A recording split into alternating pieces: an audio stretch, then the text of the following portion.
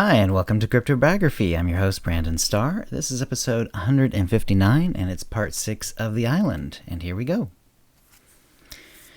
He called to the house, just so that they would know what he was up to. He couldn't be sure they heard him over the waves, but he was running out of time. The boat was being swept past him, and the longer he took to get to the water, the harder it would be to catch up. He would need his strength to get into the boat and help the person. The water was cold, but he was used to it, and he made steady progress towards the boat, which he could see whenever it was near the top of a wave. He knew he must be careful. If the boat struck him, he could drown. Each time he hit a wave, the board cut through the very top of it, but he got high up enough to keep his bearings.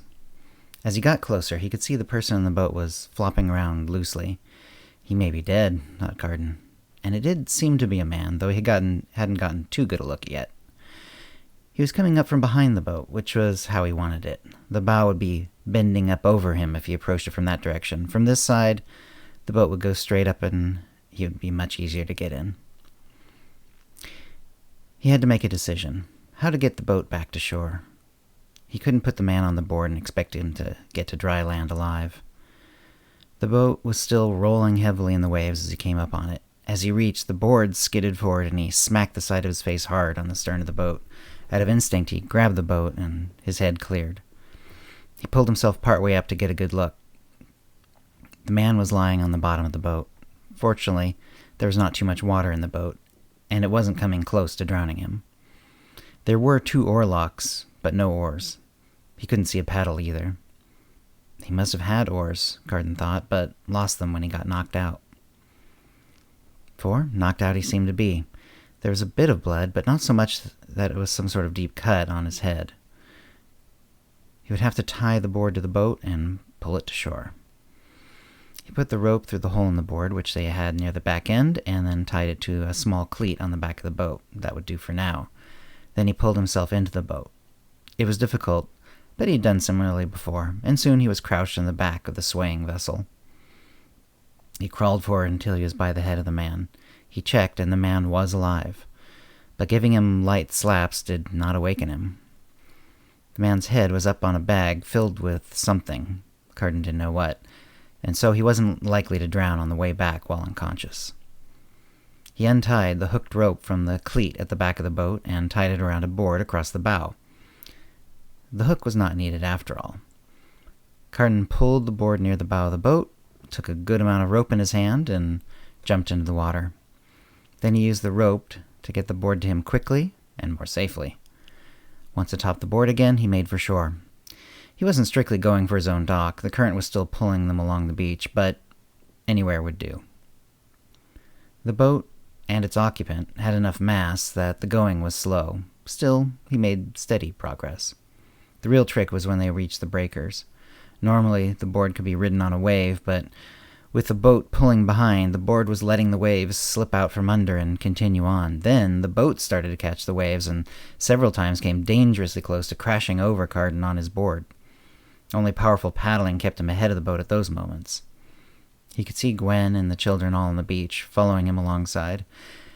He knew they would wait until he was closer, then come out to help him. His shoulders were burning from the effort, but they were getting close now. Tristan was now wading out towards him.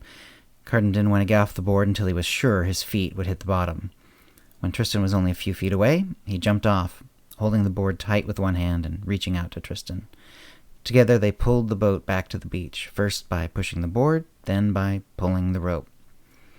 "There's a man in the boat, knocked out," Carden said loudly over his shoulder so Gwen could hear.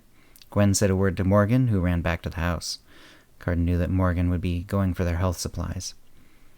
They got the boat pulled up on the shore. The whole family pulled until the boat was far up on the beach. The sun was going down. Carden realized if the boat had come by much later, he never would have seen it. With no oars, the man likely would have been swept out to sea to die. Gwen, who was far better than him at binding wounds, was working on the man. Morgan had brought a blanket, which Gwen had put under his head, and had pulled out the bag. She handed it over the side to Carden. Carden wasn't about to take anything from the man, but he was curious. What sort of person gets caught in a storm in a small boat like this one, with no means of propulsion other than oars, which got immediately lost? The bag seemed to have all the man's valuables. In addition to some clothing, it had a good amount of coin, a well-made knife, and several pieces of jewelry. Carden put it all back and reclosed it. He didn't know the story of this man, but he was pretty sure he was running away. Had he stolen some of the items in his bag? Or was he running in fear? Carden made a decision. "Is he coming round?" Carden asked Gwen. "Not yet," she answered. "Let's make a litter and get him to the house," Carden said. They did so, and soon the man was on a simple mattress in front of their fireplace. Gwen kept watch over the man, and Carden crooked his finger at Tristan, who followed him back out of the house. Tristan looked over him a bit puzzled as they went to the man's boat. "We're going to pull the boat up into the trees. It won't hide the boat from a real search, but if someone goes casually looking for it, they won't find it from the sea." "Okay, but why?" "That man has a lot of valuables in his bag. Either he's a thief, which I hope we can determine, and therefore was on the run, or he's running from someone or something with all the valuables he has." "On the run, with no food or water in the boat?" Tristan asked. Perhaps he was running, but just had to get away at first. Then the plan would be just to get a ways away and figure out food and water afterward." "Perhaps," Tristan replied. "But let's hide our oars and paddle, just in case," Carden said. Tristan nodded. "I'm exhausted," Carden said. "Let's go see how our guest is doing." Tristan nodded, and they went back to the house. "How is he?" Carden asked as soon as he'd entered. "Still out," Gwen replied. "Is he bleeding?" "No, but he has a massive knot on his head. I'm doing my best. I wish we had a proper healer on the island." He can't be in any better hands," Carden said. "Can I bring you anything?" "Some bread, please, love," she replied, "and some water. I'm parched. And a second water for a guest. I want to wash his wounds again." And that's the story for this week. And we're going to keep on going next week. Hope you enjoyed it. If you have any comments or questions about this episode or previous episodes, CryptoBiography@gmail.com, or hit us up on Facebook or Twitter. And thanks for listening. Words and music copyright 2020 CryptoBiography LLC, all rights reserved. Characters and events are fictional, fictionalized, or satirical.